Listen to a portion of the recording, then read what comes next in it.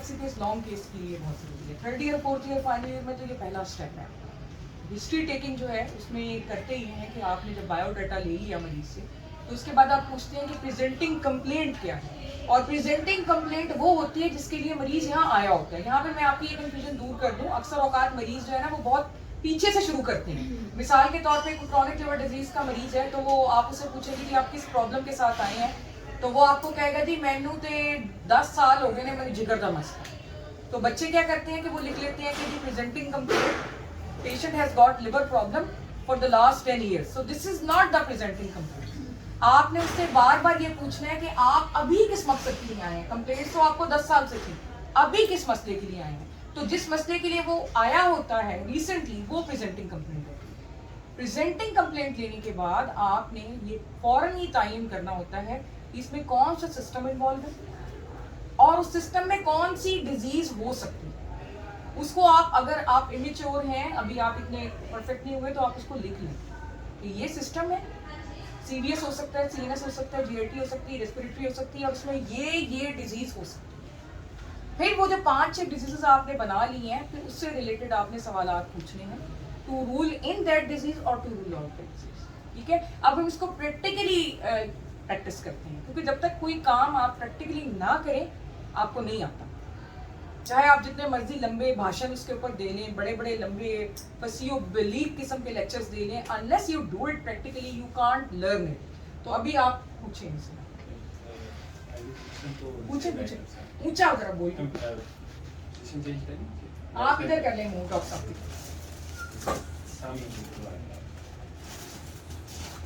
जी।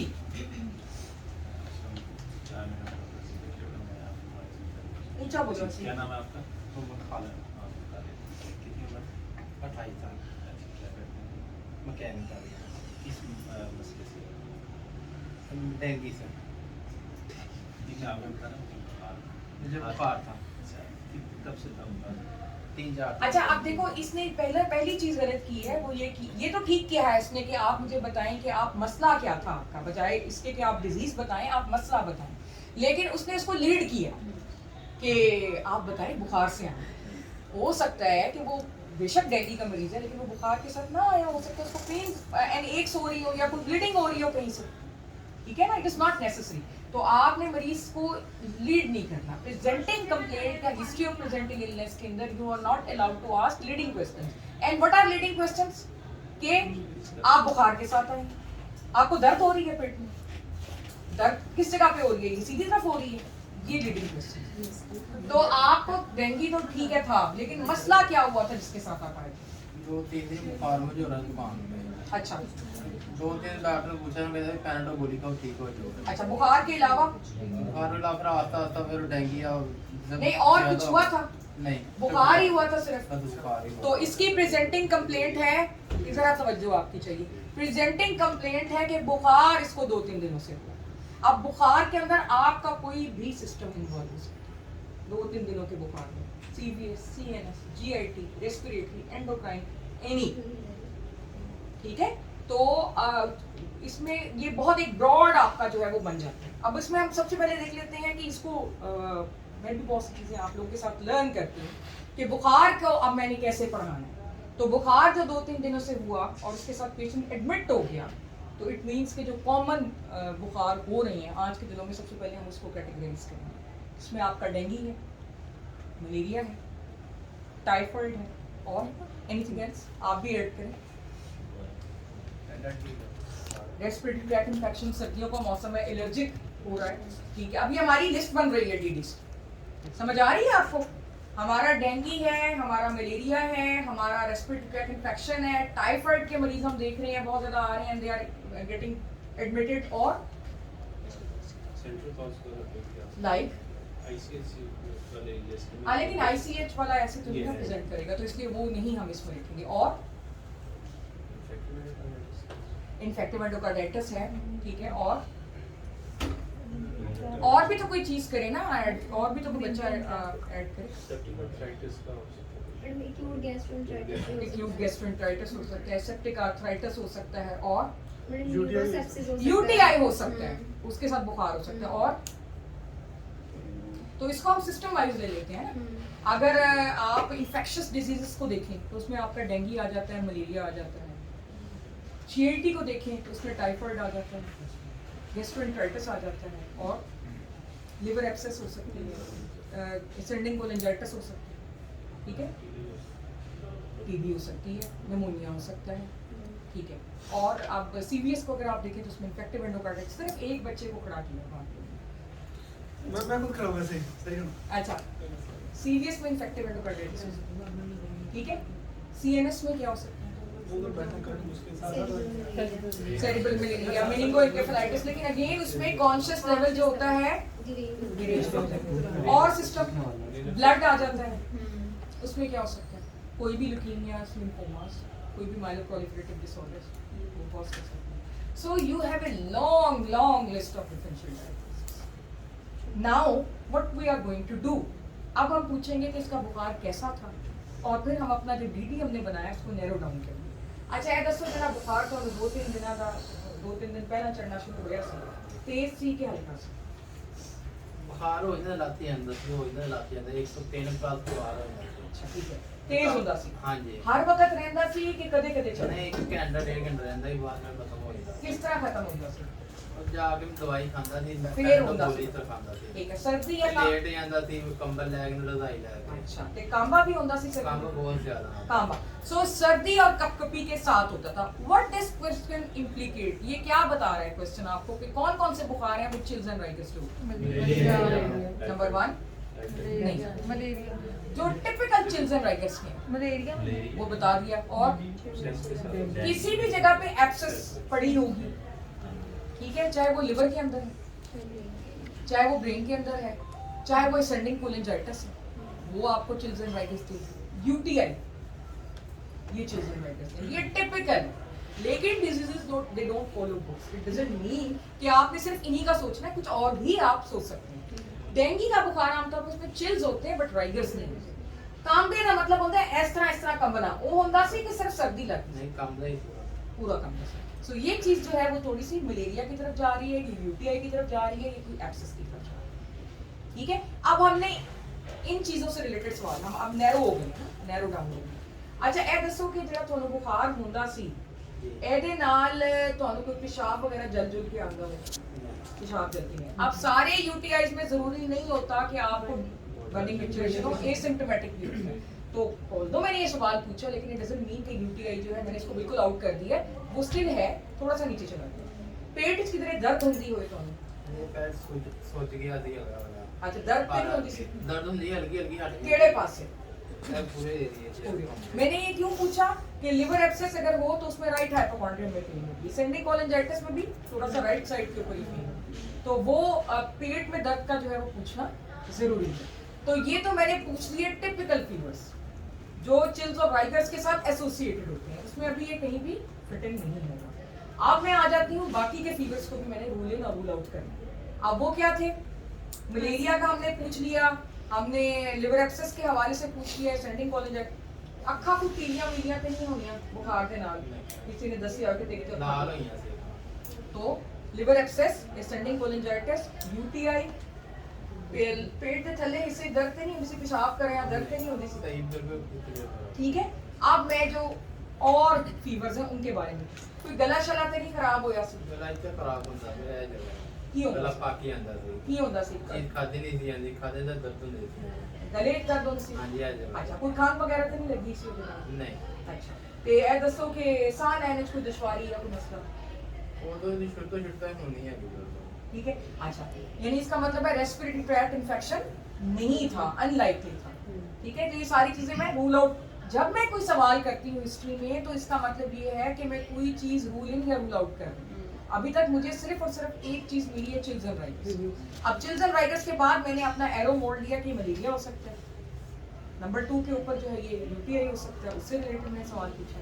Number 3 liver abscess, ascending कोलिंजाइटिस हो सकता है, या कोई भी एब्सेस हो सकती है। सर में दर्द वगैरह नहीं होती?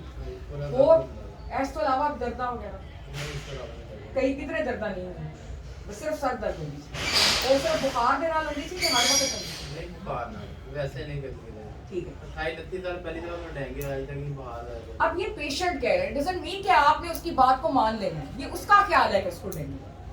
लेकिन एज ए क्लिनिशियन हमने बात उसकी सुननी है, हमने उसको वो नहीं करना कि तुम गलत कह रहे हो, लेकिन हमने अपना जो माइंड है वो ओपन रखना। आपको बात की समझ आ रही है? तो मैंने जितने भी मेन बुखार थे वो कर लिए। अच्छा, कोई दिल का मसला बचपन में आपने नहीं सीखा? अब जब ये आपकी सारी चीजें लिखी नहीं होंगी ना, जैसे कि आप लिख रहे हो साथ साथ, क्या क्या आपने लिखा है अभी तक? इसमें फीवर विद चेस्ट रिगर के साथ मलेरिया हो गया, सेप्सिस हो गया, एब्सेस हो गई, लिवर एब्सेस, यूटीआई हो गई, असेंडिक कोलेंजाइटिस हो गया और सोर थ्रोट के रेस्पिरेटरी ट्रैक्ट इन्फेक्शन। ठीक है, अब ये सब सारा आपने लिखा हुआ होगा ना, तो आपको मुश्किल नहीं लगेगा, आपको ये सवाल स्कैटर्ड नहीं लगेंगे। अभी आपको लग रहा है ना, जो लोग लिख नहीं रहे हैं कि ये सवाल तो मैडम पता नहीं किस तरह पूछ रही है, हमें तो याद ही नहीं रहेंगे।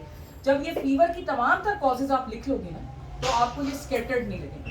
ठीक है, अच्छा अब आ जाते हैं जो और कॉजेज हैं, ब्लड की कॉजेज, लिम्फोमा ल्यूकीमिया। क्या सवाल पूछेंगे हम लिम्फोमा ल्यूकीमिया के हवाले से? कहते हैं ये फीवर इस वजह से नहीं Night shift. हमें पूछना है, अभी हम पूछ रहे हैं। मैडम ब्लीडिंग टेंडेंसीज देख लेंगे पेशेंट की। किसी जगह से खून वगैरह तो नहीं आता जो रुकता ना हो पेशाब के जरिए या पखाने में या दांतों से, या जिस्म पर कोई धब्बे पड़ गए हों? नहीं ये कोई नहीं। ठीक है, अच्छा और क्या सवाल पूछेंगे? टेंडर से रिलेटेड शॉर्टनेस ऑफ ब्रेथ देख लेंगे हम पेशेंट की। और लम्प्स एंड बम्प्स, जिस्म में कोई गिल्टियां शल्टियां तो नहीं लगी हुई? कहीं भी नहीं, कहीं भी नहीं। कोई ऐसी नहीं बात है। ठीक है जी, और वेट लॉस, नाइट स्वेट्स, वजन तो नहीं आपका कम हुआ? पहले तो नहीं, अब ये तो नहीं हो रहा कि बार बार ये बुखार चढ़ रहा हो हर 2-3 दिन के बाद, या कोई ऐसे इस तरह से हो रहा हो? पहली दफा ही चढ़ रहा? पहली दफा चला। ऐसा तो पहला तो ठीक सी बिल्कुल, कोई और मसला तो नहीं, कोई जिगर दा, कोई फेफड़ियां दा? नहीं मैं ज़्यादा थोड़ी चले ना सीढ़ियाँ, फिर मैं अक्सर दर्द होती थी, अक्सर किथे? थकावट की वजह से सीने जलन होती थी और गई दर्द। अच्छा, हट गई। कदों दी हो गई? महीना डेढ़ महीना। दर्द हुंदी सी तो? हाँ जी। अच्छा, सांप खुलता सी, हाँ जी। सीढ़ियां चढ़े, साफ खंघ वगैरह तो नहीं आती सी? नहीं खांसी नहीं। सही जी। कौन सी कॉज रह गई है? आप भी ऐड कर सकते हैं। और कोई सिस्टम? मैडम न्यूज़ टू उनका बोल सकते हैं कॉन्स्टिपेशन। गैस्ट्रोएंटेराइटिस रह गया ना, पतले पखाने थे नहीं लगे? नहीं कोई कब्ज, कोई पतले पखाने? कब्ज कभी की तो ऐसी कभी की नहीं ऊपर के साफ हो गया और सही। ये हम दे नहीं पाते। सही। वोमिटिंग तो नहीं आती, मतलब उल्टियां वगैरह? उल्टी नहीं आती। सही है, ठीक है। तो और कोई जो आप ऐड करना चाहें? क्यों जी, फाइनली लीड भी बैठी हुई है हमारे पास। कोई ऑटो इम्यून आपके तरफ? रशेस का देख लें, ग्रोइंग पेन्स का देख लें। जोड़ों में कोई दर्द वगैरह होती हो, जोड़ों में दर्द। मुंह च कोई छाले छाले निकलते हो, ते कोई सर के बाल वगैरह डिग रहे हो, कोई इस तरह का कोई मसला? नहीं ये बात तो शुरू से ही हमारे खानदानी बात है। नहीं डिग रहे हो ऐसा? नहीं गिरते नहीं हैं। ठीक है, so this is how you will take the history. अब जो चीज रह गई है वो आप फिर सिस्टमिक रिव्यू में पूछें। अच्छा, कोई चीज मिस भी हो सकती है ना, ये तो मैंने मोटी मोटी कॉजेज आपको बता दी ना कि ये चीजें हैं जो फीवर की है। ठीक है, उसमें इन्फेक्शस डिजीज आ गई, इन्फेक्शस डिजीज मलेरिया आ गया, आपका डेंगू आ गया। ठीक है, उससे रिलेटेड हमने सवाल पूछे। फिर हमने जीआईटी में टाइफाइड, एब्सेस, कोलेंजाइटिस, गैस्ट्रोएंटेराइटिस वो पूछ लिया। रेस्पिरेटरी में टीबी, निमोनिया, ठीक है, वो हमने पूछ लिया। सोर थ्रोट, इसकी हिस्ट्री ले ली। सीवीएस में हमने इन्फेक्टिव एंडोकार्डाइटिस के बारे में पूछ लिया। ब्लड के अंदर हमने लिम्फोमा ल्यूकीमिया के बारे में पूछ लिया। ऑटो इम्यून के बारे में पूछ लिया, ऑटो इम्यून भी बात का फीवर कॉज करती है। ठीक है, तो ये सारे फीवर को हमने कवर कर लिया। अब हमने जो है वो देखना है कि कोई अगर रह गया है तो उसको हम सिस्टमिक रिव्यू के अंदर जो है वो पूछ लेंगे कि उसके जो है कोई और किसी सिस्टम में कोई भी और अगर प्रॉब्लम है तो वो हम उसको सिस्टमिक रिव्यू में पूछ लेंगे। तो इस तरीके से जो है वो हम इसकी हिस्ट्री लेंगे। समझ आ रही है? बाज़ औक़ात ऐसा होता है कि इवन आपने हिस्ट्री आप ले लेते हो तो भी आपका जो डिफरेंशियल डायग्नोसिस होता है जो आपने शुरू में बनाया हुआ है वो उतना ही रहता है, वो नैरो डाउन नहीं होता। तो उसको फिर हम नैरो डाउन करने के लिए फिर हम एग्जामिनेशन जब हम करते हैं तो कुछ साइंस ऐसे मिल जाते हैं जिससे कि वो नैरो डाउन हो जाता है। क्योंकि मिसाल के तौर पे अगर लिवर एब्सेस है या कोलेंजाइटिस की वजह से बुखार है ठीक है, तो हम जब इसका एब्डोमिनल एग्जामिनेशन करेंगे तो हमें टेंडर हेपेटोमेगाली मिल जाएगी, या इन्फेक्टिव एंडोकार्डाइटिस है तो हो सकता है पीक ऑर्डरिंग के ऊपर हमें सुने तो हमें कोई मरमर मिल जाए। तो इस तरह से फिर हम उसको नैरो डाउन कर देते हैं, यानी जो 10 डिफरेंशियल अगर आपके बने हैं हिस्ट्री पे तो वो एग्जामिनेशन की बेस पे नैरो होके थोड़े रह जाते हैं। और अगर ऐसा ना हो तो फिर थर्ड स्टेप जो होता है वो इन्वेस्टिगेशन का, ठीक है, तो वो फिर हम इन्वेस्टिगेशंस की मेंटेन। अब इस मरीज के अंदर जो है मुझे नहीं लगता कि इसमें हमें कोई साइंस में भी कुछ मिला हो, लेकिन बात तरीका यही है कि हमने इसको एग्जामिन करना है और एग्जामिनेशन करने के बाद अपने बीबी को जो है वो नैरो करना है और उसके बाद हमने जो है वो इसको इन्वेस्टिगेट करना है। So this is how you take इसको पॉज करें आप।